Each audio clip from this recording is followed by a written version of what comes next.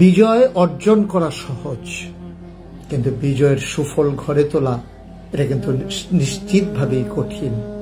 আমরা রাসূল সাল্লাল্লাহু আলাইহি সাল্লামের জীবনীতে দেখেছি, উনি যখন কোনো যুদ্ধের ময়দান থেকে ফিরে আসতেন বিজয়ীর ভেষে, তখন সবাইকে বলতেন, তোমার রণসাজ খুলবে না, তোমরা অপেক্ষায় থাকো, কারণ বাতিল শক্তি যে কোনো সময় আবার আমাদের উপরে ঝাঁপিয়ে পড়তে পারে।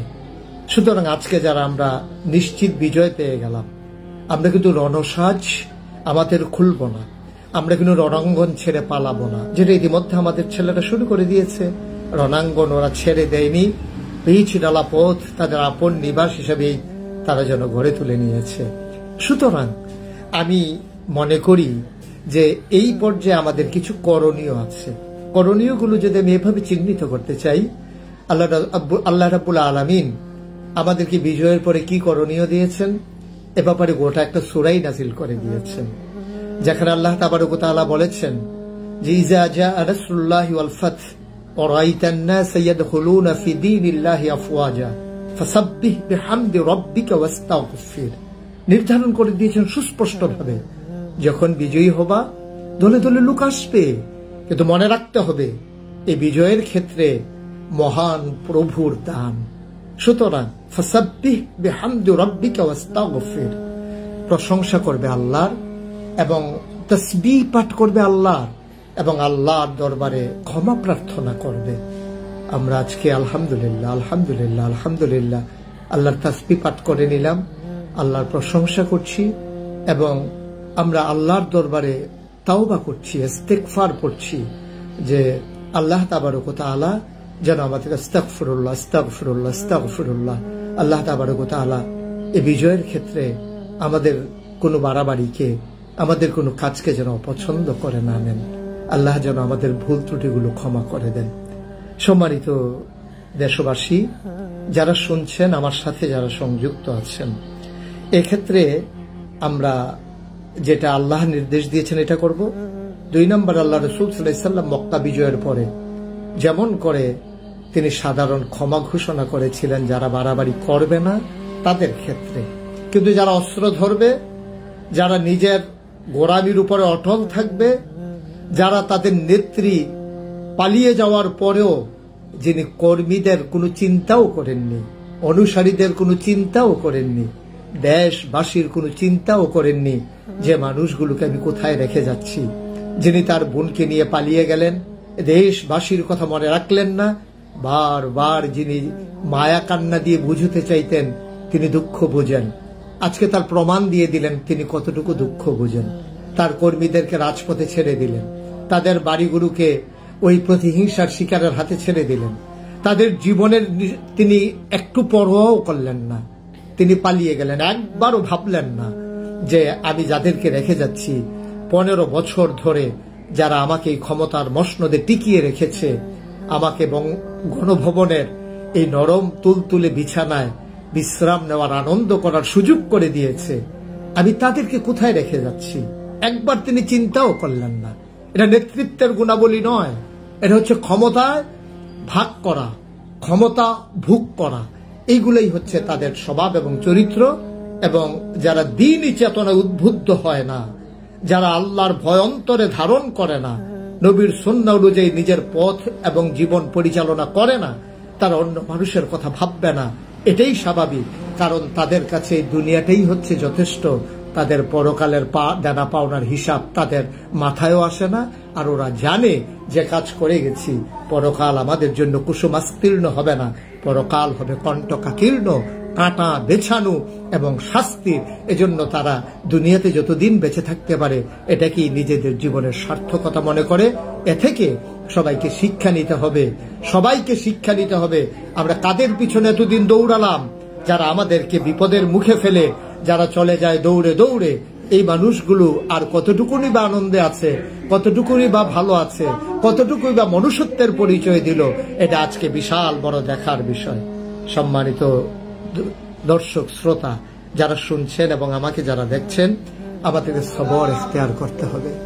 যা যাবার তা তো চলেই গেল, সামনের দিনগুলোকে সুন্দর করে নিয়ে যাওয়ার জন্য আমরা অবশ্যই আমাদের এই সুন্দর জীবনকে আমরা সবর ইখতিয়ার করে আমরা ভবিষ্যৎ বিনির্মাণে কাগজে পত্রে নয়, প্রকৃত অর্থে সোনার বাংলা বিনির্মাণে আমরা এক একজন অতন্ত্র প্রহরী হব, এক একজন সৈনিক হব এই রাষ্ট্র বিনির্মাণে ইনশাআল্লাহ। রাষ্ট্রীয় সম্পদ এগুলো আমার সম্পদ, আপনার সম্পদ, আমার আপনার ট্যাক্সের টাকায়, গরিবের রক্তের টাকায়, রিক্সা চালানোর প্যাডেল ঘোরানোর টাকায়, আমাদের সকলের টাকায় এই রাষ্ট্রীয় সম্পদগুলো, বিশাল প্রাসাদগুলো তৈরি হয়েছে। সুতরাং কেউ যাবে, কেউ আসবে, কিন্তু এর মানে এ ভবনগুলোকে ধ্বংস করে দেয়া নয়। আমি বিনয়ের সাথে অনুরোধ করব, যতটুকুন হয়েছে যথেষ্ট হয়েছে, আমরা এই কাজটা আর করব না। আমরা সবাই মিলে শুধু করব না এটাই নয়, আমরা সিদ্ধান্ত নিতে হবে কাউকে করতে দেবও না। কারণ কেউ যদি একবার বলে ফেলে তোমরা আর ভালো কোত্থেকে, মাত্র একজন গেল, তোমরা সম্পদ নিয়ে কাড়াকাড়ি শুরু করে দিয়েছ, তোমরা ক্ষমতায় আসলে তাইলে এর চাইতে না জানি আরো বেশি কিছু করবে। এই কথাটা আমাদের জন্য, এই তকমাটা আমাদের গায়ের সাথে মাখিয়ে নেওয়া, এই কাদাটা আমাদের চরিত্রের সাথে মিশিয়ে নেওয়া কখনোই আমাদের উচিত হবে না, এটা একেবারেই অনুচিত। সুতরাং আমি বিশ্বাস করি যে যারা সুকুমার বৃত্তি লালন করেন, যাদের অন্তরের ছিটে ফোটা হলেও দেশপ্রেম আছে, পরকালের চিন্তা আছে, আল্লাহর ভয় আছে, তারা কখনো রাষ্ট্রীয় সম্পদ লুণ্ঠন করতে পারেন না, নিজের ঘরে নিতে পারেন না এবং আগুন ধরাতে পারেন না। যারা ঘরে নিয়েছেন, যারা রেখেছেন, এটা সম্পূর্ণ হারাম মাল। ঘুষের টাকা যেমন হারাম, সুদের টাকা যেমন হারাম, চুরি ডাকাতির টাকা যেমন হারাম, এই লুণ্ঠন করে যারা রাষ্ট্রীয় সম্পদ দিয়েছেন ঠিক তেমন হারাম। সুতরাং এগুলো ফিরিয়ে দেওয়া এটাই হবে বুদ্ধিমানের পরিচয়, যে যেখান থেকে যেটা নিয়েছেন ফিরিয়ে দেবেন। আমরা ইতিমধ্যে নজিরও দেখেছি, অনেকে ফিরিয়ে দিয়েছেন গণভবনের, তারপরে আপনার এই সংসদ ভবনের অনেক জিনিসপত্র ফিরিয়ে দিয়েছেন, এটা আমরা বাংলাদেশে দেখেছি।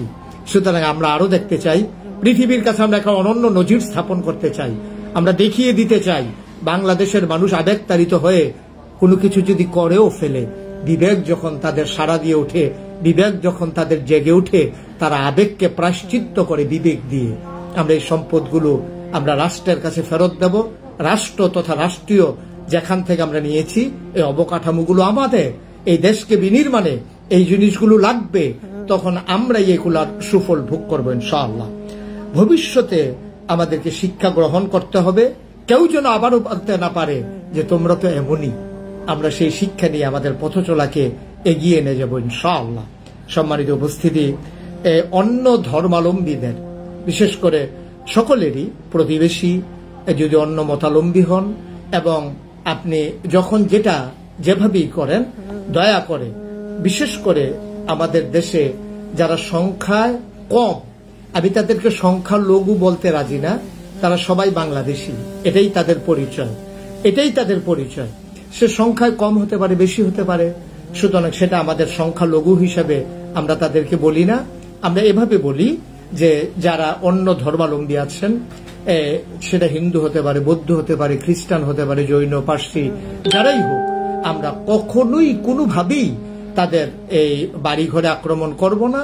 কারণ ১৫০০ বছর আগে সংখ্যাগরিষ্ঠ মুসলমানের দেশে রাসূল সাল্লাল্লাহু আলাইহি ওয়াসাল্লাম অন্য ধর্মাবলম্বী মানুষগুলোকে আমাদের কাছে আমানত হিসেবে রেখে গিয়েছেন। আমরা রাসূল সাল্লাল্লাহু আলাইহি ওয়াসাল্লাম বলে দিয়েছেন এমন করে যে ঠিক তোমরা তেমন করে তোমাদের সম্পদকে, সন্তানকে, তোমাদের পরিবার পরিজনকে যেমন করে তোমরা হেফাজত করো, ঠিক তেমন করে তোমরা এই তাদেরকেও, এই সংখ্যা যারা অন্য ধর্মাবলম্বী তাদেরকেও ঠিক তেমন করেই আমরা তাদেরকে হেফাজত করে, এটা আমাদের নৈতিক দায়িত্ব। ওনারা আমাদের কাছে আমানত। এবং ইতিমধ্যে আপনারা দেখেছেন আমরা ওলামায়ে কেরাম সংঘবদ্ধভাবে ইতিমধ্যে সিদ্ধান্ত নিয়েছি, এবং কুমিল্লা শহরে মন্দিরগুলোর সামনে মাদ্রাসার ছাত্রদেরকে আমরা বসিয়ে দিয়েছি, এবং আমরা ইনশাআল্লাহ সেখানে আমরা এই দিবানিশি পাহারা চালিয়ে যাব, আমরা ওগুলো পরিদর্শন করব। এবং আমি রাতেও গত রাত্রে ২:৩০ পর্যন্ত আমরা দেখেছি যে কেমন করে তাদেরকে নিরাপত্তা দেওয়া যায়। আমি বিভিন্ন লোকজনের সাথে কথা বলেছি, আমরা তাদেরকে এই ওলামায়ে কেরামদের পক্ষ থেকে এনশিওর করেছি যে তারা মায়ের কোলে শিশু যেমন থাকে, গভীর পানির ভিতরে মাছ যেমন থাকে, আকাশে যেমন বিচরণ করে পাখি আনন্দে, ঠিক এই বাংলাদেশে অন্য ধর্মাবলম্বী যারা সংখ্যায় কম যারা বাস করবে তারা ঠিক তেমনই থাকবে ইনশাআল্লাহ। এটা আমাদের নৈতিক দায়িত্ব, এটা আমাদের কাছে আমানত। বিশেষ করে ছাত্রদেরকে এখন এই দেশ বিনির্মাণে যারা যে ভূমিকা রেখেছে, এ পর্যায়ে ছাত্রদেরকে এই দেশ এবং জাতির ভবিষ্যৎ বিনির্মাণে তাদেরকে স্বশিক্ষায় শিক্ষিত হওয়া লাগবে। নৈতিক জ্ঞানে তাদেরকে উন্নতর চরম শিখরে আরোহণ করা যাবে। নৈতিকতা বিবর্জিত কোনো শিক্ষা আমরা চাই না।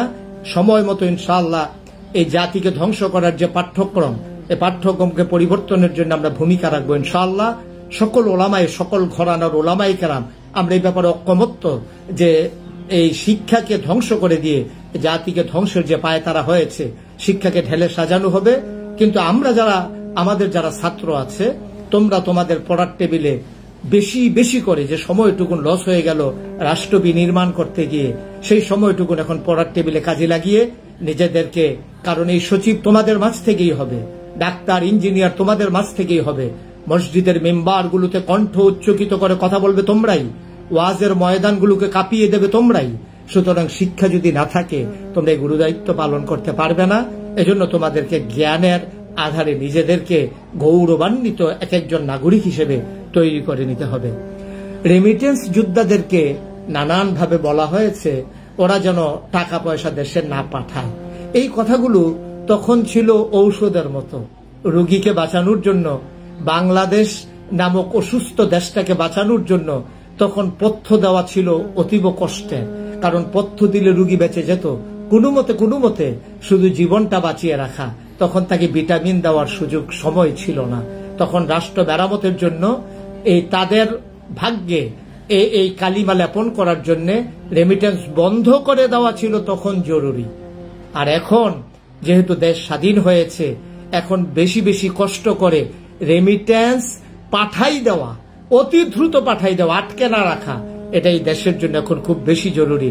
এরকম কোরামিনের কাজ দেবে ইনশাআল্লাহ। এই ইঞ্জেকশন দিয়ে রোগীকে বাঁচিয়ে রাখতে হবে। মৃত্যুর প্রাককালে শেষ ইঞ্জেকশনটা দিয়ে যেমন করে রোগীকে বাঁচিয়ে রাখে, আজকে আমার বিদেশে যারা অবস্থান করছে, শুভানুদায়ী শুভাকাঙ্ক্ষী যারা দেশের মানুষ, দেশকে ভালোবাসে, আপনাদেরকে বিনীত অনুরোধ, আপনারা আপনাদের কষ্টার্জিত টাকাগুলো বৈধ পথে আপনারা পাঠিয়ে দেন। এখন আর আপনাদের টাকা দিয়ে কেউ কানাডাতে বাড়ি করবে না। এখন আপনাদের টাকা দিয়ে আমেরিকাতে কেউ বাড়ি কিনবে না। এখন আপনাদের টাকা দিয়ে 5 লক্ষ টাকা দিয়া কেউ আর জানালার পর্দা লাগাবে না। এখন আপনাদের টাকায় একটা বালিশের দাম আর 75,000 টাকা হবে না। এখন আপনাদের টাকা দিয়ে দেশ বিনির্মাণ হবে, বাংলাদেশের রিজার্ভ শক্তিশালী হবে এবং বাংলাদেশের অর্থনীতির মেরুদণ্ড যা বাঁকা করে দিয়েছিল জালেম সরকার, সেই জালেম সরকারের বাঁকা করে দেওয়া মেরুদণ্ড এই বাংলাদেশ সোজা করে দাঁড়ানোতে আপনাদের বিশাল ভূমিকা। আমি বলেছি গাড়ি চালাতে যেমন তৈল লাগে, মানুষ দেহ চালাইতে যেমন রক্ত লাগে, আর বাংলাদেশ নামক অর্থনীতির চাকাটা চালাতে রেমিটেন্স লাগে। আপনাদের এই রেমিটেন্স পাঠিয়ে দেবেন এখন সম্পূর্ণ বৈধ পথে আপনারা পাঠান, ব্যাংকিং চ্যানেলে পাঠান। তাহলে এই টাকার এই সরকারের রিজার্ভ ইনশাআল্লাহ শক্তিশালী হবে। সেনাবাহিনীকে আমি বলবো যে আপনারা বিশাল ভূমিকা রাখুন। এই নৈরাজ্যকর পরিস্থিতি থেকে আপনারা নিজেদের দেশপ্রেম আপনারা প্রমাণ দেন। আপনারা সুন্দর করে দাঁড়িয়ে যান সকল স্থাপনার সামনে, বুঝিয়ে দেন, মাইকিং এর ব্যবস্থা করুন, ওলামায়ে কেরামদেরকে প্রয়োজনে ডেকে নিয়ে তাদের সাথে তাদের মাধ্যমে কথা বলান, যারা বাংলাদেশের সুকুমার বৃত্তি লালন করেন, যাদের কথা মানুষ শুনে, তাদের ক্ষেত্রে পরামর্শ নিয়ে আমি বিশ্বাস করি আমার সেনাবাহিনী যদি জনগণের পাশে দাঁড়ায়, যারা দুর্বৃত্তায়ন করছে, যারা নৈরাজ্য করছে, লোভীর পরিচয় দিচ্ছে, তাদেরকে সংযত করা আমাদের জন্য খুব কঠিন বিষয় হবে না। আইন শৃঙ্খলা রক্ষা করার ক্ষেত্রে র্যাব, পুলিশ, গোয়েন্দা সবাই মিলে ভূমিকা রাখতে হবে। যারা বাড়াবাড়ি করেছেন তারা স্বাভাবিকভাবেই সাবধানে থাকাই জরুরি। আর বাকি সবাই মিলে দেশপ্রেম যাদের ভিতরে আছে, আমরা সবাই মিলে পুলিশ, র্যাব, গোয়েন্দা, আমাদের সেনাবাহিনী, আমাদের আপামর জনতা, রিক্সা শ্রমিক, খেটে খাওয়া পুরুষ, মহিলা, ছেলে, বুড়ো, আবাল, বৃদ্ধা, বনিতা, আলেম ওলামা, পীর, মাশায়েখ, মুরিদ, আর সকলে মিলে আমরা এই দেশকে বিনির্মাণে এগিয়ে আসব। সবাই আমরা এই সুন্দর দেশের আমরা অপেক্ষায় আছি, যেদিন সোনালী সূর্য পূর্ব আকাশে উদিত হবে সমস্ত আকাশ জুড়ে। মেঘগুলো যখন কেটে যাবে, দক্ষিণের আনন্দের হিল্ল বাতাস যখন আমাদের গা সুশীতল করে দেবে, কলিগুলো যখন ফুটে উঠবে আপন মহিমায়, মহান প্রভু যখন আমাদের উপরে কল্যাণ বহিয়ে দেবেন, যেমন করে একেবারে ভঙ্গুর আফগানিস্তান সামান্য সময়ের ব্যবধানে মাথা উঁচু করে দাঁড়িয়েছে। আমার বাংলা, আমার 56,000 বর্গ মাইলের বাংলা, আমার 18 কোটি মানুষের বাংলা, আমার মসজিদের বাংলা, আমার মাদ্রাসার বাংলা, আমার এই দেশের সকল প্রতিষ্ঠানের এবং সকল ঘরানার মানুষের এই প্রাণপ্রিয় সংগঠন বাংলাদেশ, এটা স্বমহিমায় সৌজ্জ্বলে জেগে উঠবে, মাথা উঁচু করে দাঁড়াবে বিশ্বের বুকে। অর্থনীতিতে আমরা হব একটা পরাশক্তি, আমরা হব দ্বীনি চেতনায় উদ্বুদ্ধ, কথা বলবো প্রাণ খুলে, মন উজাড় করে দিয়ে, আর আমরা এই দেশ বিনির্মাণে এগিয়ে আসব এক একজন দ্বীনের প্রহরী হয়ে। দেশ বিনির্মাণে এক একজন সৈনিকের ভূমিকা পালন করে আমরা ইনশাল্লাহ দেশকে এগিয়ে নিয়ে যাব।